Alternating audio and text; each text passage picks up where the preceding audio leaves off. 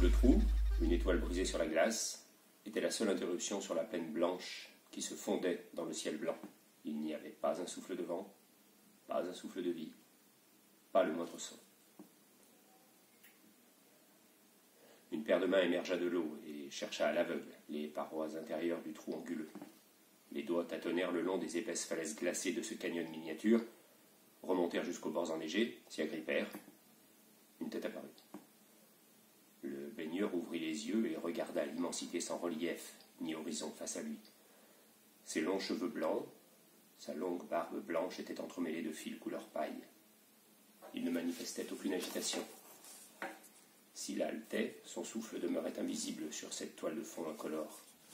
Il cala ses coudes et le haut du buste sur le mince manteau de neige, puis tourna la tête.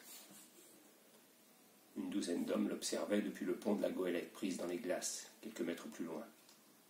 Vêtus de fourrure ou de ciré, tous avaient la peau gercée sous leur barbe. L'un d'eux lui cria à tue-tête des mots, qui suscitèrent des rires, mais dont le baigneur ne perçut qu'un murmure indistinct. Il souffla énergiquement sur une goutte qui pendait au bout de son nez.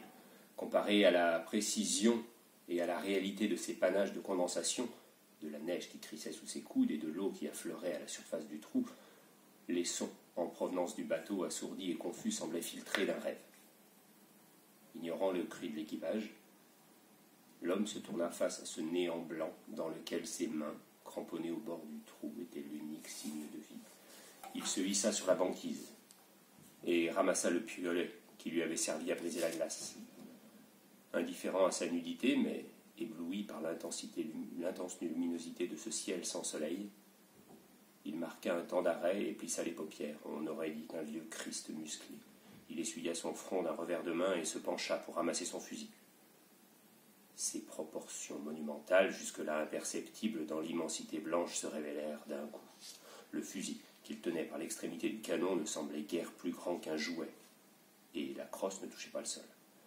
À l'aune du fusil, le piolet calé sur son épaule s'avérait un véritable pic à glace. L'homme nu était aussi colossal que pouvait l'être un humain. Il embrassa du regard le chemin d'empreinte qu'il avait laissé en partant à son bain glacé, et il remonta pour retourner au bateau.